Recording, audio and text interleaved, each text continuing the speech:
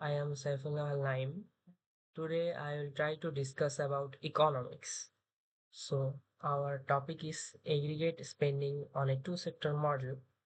Before I dive into my topic, let me first explain what a two-sector model economy is.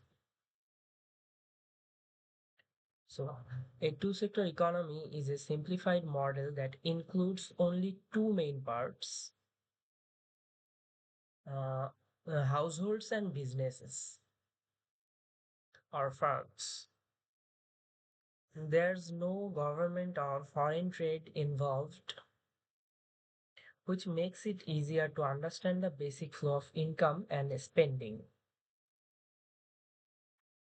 So now I will try to discuss about consumption and saving functions, including MPS and MPC.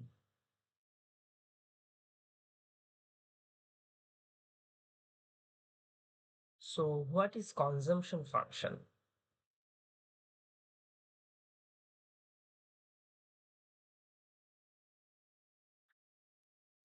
Consumption function shows how much people spend based on their income. The formula is C is equal to C naught plus B Y. Here Y refers to income, B is marginal propensity to consume or MPC, and C naught is autonomous consumption, which means spending even when income is zero. So here our income is zero at C naught. And here we can see a graph. So the line starts mainly, so the line mainly starts above zero. Which means people spend even with no income. As income increases, the spending increases. The slope Here, the slope of the straight line shows how much of each dollar is spent, and this refers to MPC. This slope refers to MPC. And now we will try to know about saving function. So what is a saving function? Saving function shows how much people save based on their income. So the formula of saving function is S is equal to Y minus C, or S is equal to Y minus C or S.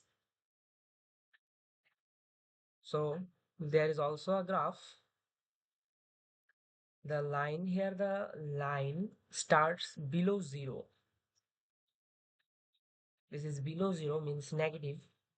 Which means people may borrow or use savings when income is zero. Meanwhile, Y is equal to zero. As income increases, saving increases. Here, income is in the x-axis and savings is in the y-axis.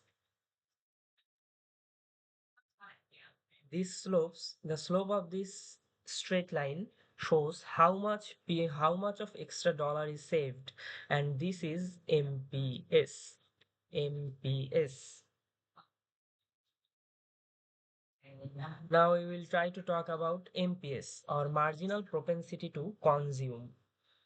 MPS tells us how much of extra income is saved.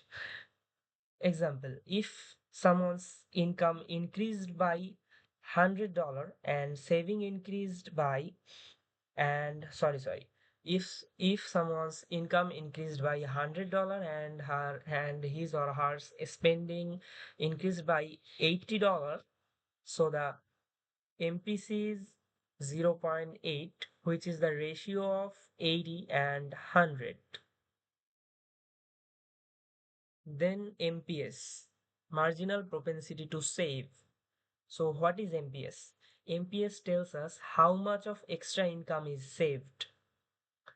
It will be clear if we give an example. So if someone's income increases by $100 and his saving increases by $20, so what will be the MPS? So the MPS will be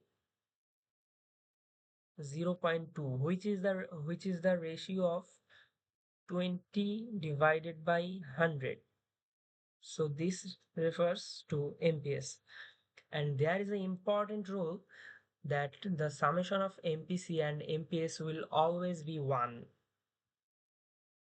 Now we will try to learn about investment function. So what is investment? It's when businesses spend money on machines, tools, or buildings to produce more in the future. In the two sector model, investment is autonomous.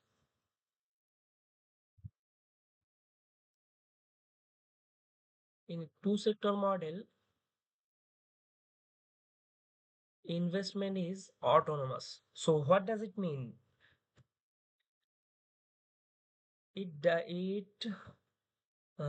Investment is autonomous. It means it doesn't depend on income.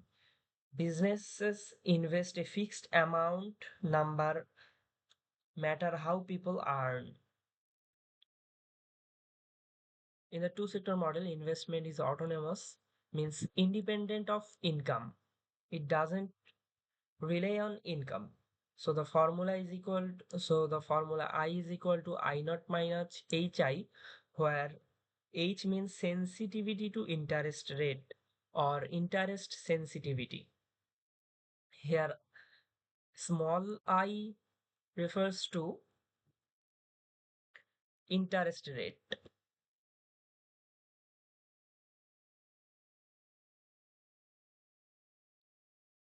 and I naught means fixed investment.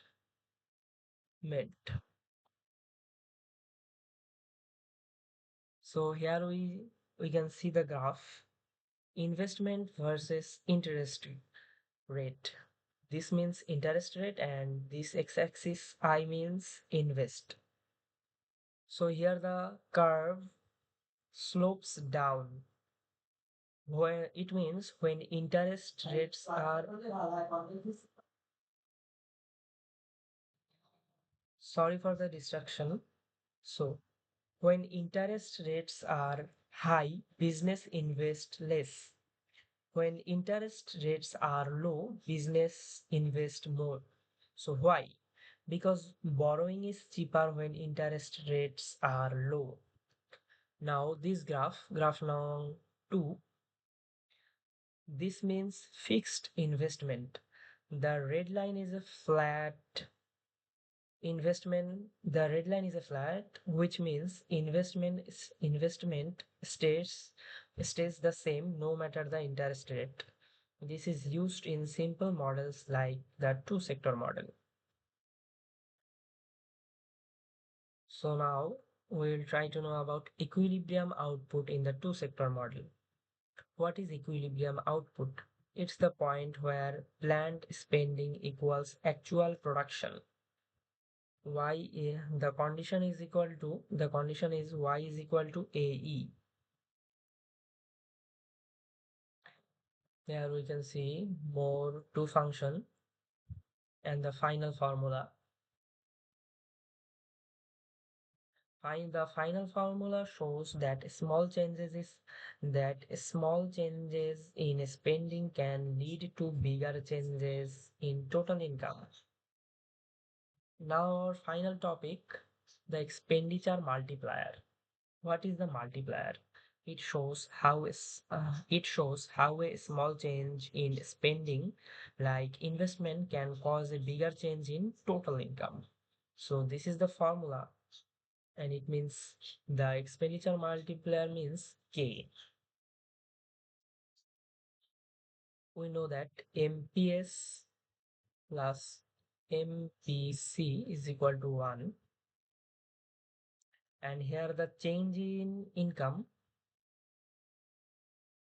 del Y is equal to expenditure multiplier into del I. Del Y is equal to my expenditure multiplier and del I. So here is the example. It will help us to clear the theory. So that's all for today, guys. Thank you. If you like the video, please do subscribe.